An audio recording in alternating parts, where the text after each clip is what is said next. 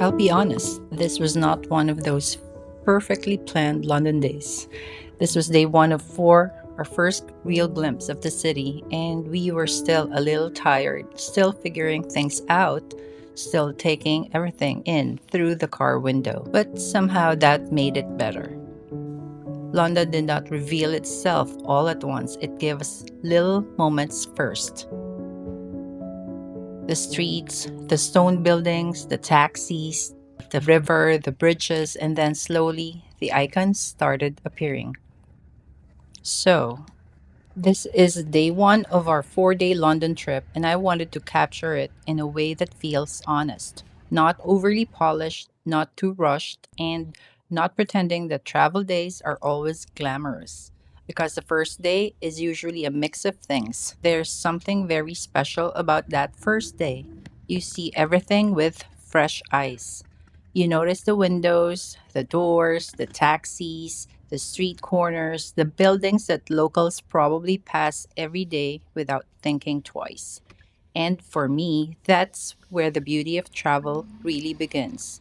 Not in the big landmark moment, although we definitely had those, but in the way a city starts to introduce itself. The first glimpse of London started from the car, and I always love this part of traveling, that quiet in between moment when you have arrived, but you have not fully landed emotionally yet. You're just looking out the window trying to understand the place. At first, it felt open and calm, green spaces, soft skies, that slightly gray London light that already makes everything feel like a movie. And then slowly the city started to build itself around us. The roads became busier, the buildings got closer, the streets began to feel more layered. That's one thing I noticed almost Thank immediately. you. London does not feel flat, not visually, Hi. not historically, not What? emotionally. It feels built in layers. You see something modern, then something classical. As someone who loves interiors and architecture, not everything matches. And that is the point.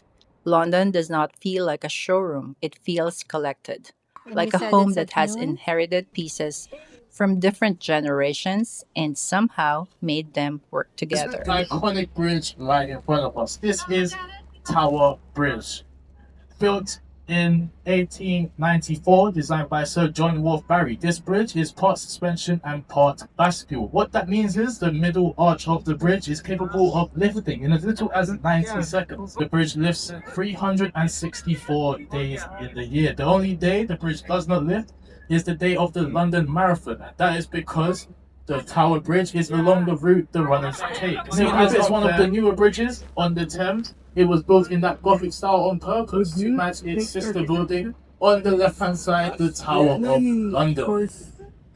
Founded in 1066 by William the Conqueror, the tower has been a multitude of things over the years. It has served as a palace, it's been a fortress, it's been a zoo, it's even been a prison. The Tower of London is a tourist attraction, home to the crown jewels, where you can go and see them. I did mention that the Tower of London did used to be a zoo. It was home to many exotic animals gifted to the royals of the time. So the guards of the tower did used to actually clip the feathers of the ravens so that they could not fly away.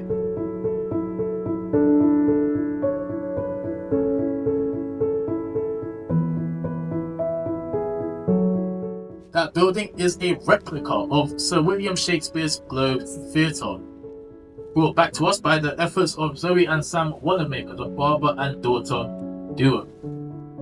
Inside there, they do traditional Shakespearean plays in the traditional Shakespearean manner, that being no electricity, no lighting, no special effects, and no microphones like I am using right now. Inside there, you can get live entertainment. When it opened originally, this bridge wobbled and from side to side, and it was closed shortly after out of safety for people crossing the bridge. When the architect was asked about his design for the bridge, he said there's nothing wrong with it, it's just the way people in London walk. This large building on the left-hand side with the stack in the middle, that is the only building the late Queen Elizabeth opened twice. It was originally the Bankside Power Station. It is now the Tate a modern art gallery which is completely free to go in. Any fans of modern art, if you do get a chance to cross Millennium Footbridge, you can look along the bridge at the feet and you will see pieces of painted chewing gum. That is done by Ben Wilson, a famous outdoor artist we have here in London. Is the new City of London School for Boys. Any Harry Potter fans, that is where Daniel Radcliffe attended school. Tuition in there is up to £9,000 per term, so I too wouldn't expect my child to know magic if I said that. Foundry. London used to have a very famous foundry called the Whitechapel Bell Foundry, where we cast the Liberty Bell for any Americans, as well as the Big Ben was cast. We've got two twin bridges ahead of us now, the first being Blackfriars Railway Bridge, and this bridge is actually a fully working station platform, so people along this bridge are there waiting for their train. It is also solar paneled as well, so all the solar panels on this bridge generate enough electricity to create 30 million cups of tea per year. Looking on the right hand side, you'll start to see it now. That column stands at 202 feet tall. That is not random, by the way. That is the distance from Monument to Pudding Lane, where it's believed a candle started the Great Fire of London. This dull looking bridge we are passing underneath now. You can look to your left or right to see the name carved into the stone. Boston had been on this site for over 2,000 years, so Romans built the first one, and the last one before this was sinking into the mud before an American oil tycoon called Robert McCulloch purchased it and sailed it over to America, where it was rebuilt in Lake Havasu in Arizona, where it sits to this day. If you look to your left side, you will see a windows. That is the Anchor Tavern. A pub has been on that site for over 600 years, with many famous people drinking in that pub. Samuel Pepys watched the Great Fire of London in that pub, and Shakespeare himself used to get dressed in that pub. The bridge ahead of us now is Southwark Footbridge, and this bridge was originally built to relieve congestion on the busy London Bridge. But due to an architectural mishap, it takes many one-way roads and back roads to reach this bridge.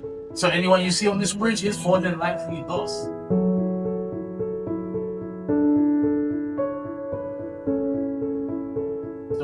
Colors painted red. These are the remains of the original railway bridge that stood. It could not keep up with all the modern day trains going across it, so they had to take it down. But when they took it down, they realized that these pillars are vital to the integrity of the entire structure, so they must remain. As we come out from underneath Blackfriars Bridge now, if you look to your right hand side, you will see a grey building, big green roof, and a single tower in the middle. That is the old City of London School for Boys. It is now currently a bank owned by JP Morgan, an American company. Anyone familiar with the Oxo beef stock cube would be correct in guessing they are associated. The architect was taken to court for that design, but he managed to win and has had free advertising for the Oxo stock cube ever since. It is now currently a restaurant, a 5-star restaurant owned by Harvey Nichols, and it's one of the finest we have here in London. We even had a little rhyme to go along with them before we implemented the Thames barrier. That rhyme goes as such: when the lions are drinking, London is sinking. When the water reaches the lion's mane, London will go down the drain. And when the lion's head is completely docked, London is well and truly flooded. They don't all have to rhyme. Believe it or not, that used to be the royal barge. So anytime the member of the royal family would like to come and travel on the Thames, that is the boat they would use. They have since upgraded to a boat called the Gloriana, something more fitting of royalty. But they saved the St. Catherine for special occasions, such as Harry and Meghan coming back to the Thames.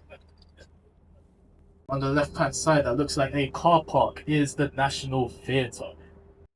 Consistently voted the ugliest building in London on an annual basis. But do not judge a book by its cover, everyone. Inside are 3 large theatres, the biggest and baddest being the Olivier Theatre, named after Laurence Olivier himself, who was the original director of the theatre.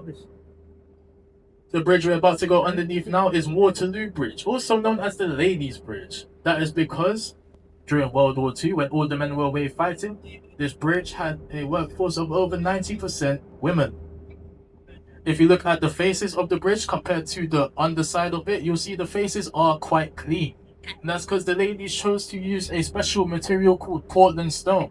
Portland stone is a self-cleaning material, so on the odd chance it rains here in sunny London, the bridge manages to clean itself. Fun fact for the ladies as well, this is the only bridge on the Thames built both on time and under budget, so well done. Over on the right hand side of this, that is Cleopatra's Needle. That is the oldest thing in London, predating London itself. It is 3,500 years old. They are all built in pairs as well, with the pair to that one staying in Central Park in New York. The needle was gifted to us by the Egyptians for Nelson's defeat of Napoleon in Egypt. From Egypt to England, it was a very perilous journey. When the obelisk was installed, however, they did make a slight mistake. The sphinxes on either side are meant to be facing outward to be done things our own way. Just on the left-hand side, we have Royal Festival Hall, the last thing remaining from the Great Festival of Britain in 1951. In there have been many famous performers such as Michael Jackson, Pavarotti, Frank Sinatra, and Jimi Hendrix, to name a few. Said to be completely soundproof and have some of the best acoustics in Europe. We've got 3 bridges ahead of us now, guys. So the first one is Jubilee Footbridge, the Charing Cross Rail Bridge, and then another Jubilee Footbridge on either side. When we get close, my friend, the captain will beep the horn. If you get away from anyone on the bridge, that is 5 years good luck. So give it a try, guys. 5 years. There we go, there we go. If you get away back, that means they're on holiday and they're from London and they are miserable. Got a chance for 10 years of good luck here, guys. Because if they are waving, they can't throw anything at us. And on the right hand side now we have PS Tattershall Castle, PS standing for paddle steamer. This boat used to work on the River Humber before coming to the Thames to serve as a floating art gallery. It was an art gallery for about 6 years before converting to a pub on the Thames, where in its first week as a pub it generated more than 6 years as an art gallery. So Londoners may or may not have a drinking problem. On the left hand side now, we have the famous London Eye, the second largest Ferris wheel in the world, standing at a whopping 450 feet tall. It is surrounded by 32 glass pods. Like I said before, 32 is the number that represents the amount of boroughs that create Greater London. The latest craze on the London Eye is to get married, as they recently acquired a marriage certificate. So you could go on the bottom with your loved one, propose at the top, and be married by the time you exit at the bottom.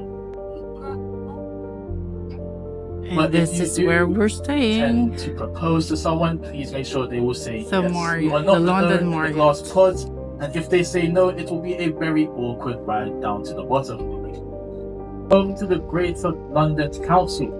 It is now home to much more important things, like Shrek's Adventure and Sea Life London Aquarium, as well as London Dungeons. These are all owned by the Merlin Entertainment Group, the same group that currently owns the London Eye. Now ahead of us on the right hand side in front, we have what a lot of people mistake for Big Ben. Contrary to popular belief, Big Ben is not a tower named after our late Queen Elizabeth. Big Ben is the name of the 13.5-ton bell that sits inside. And Big Ben chimes at the hour and the hour. Here are the Westminster chimes, which are quarterly past and quarterly to the hour.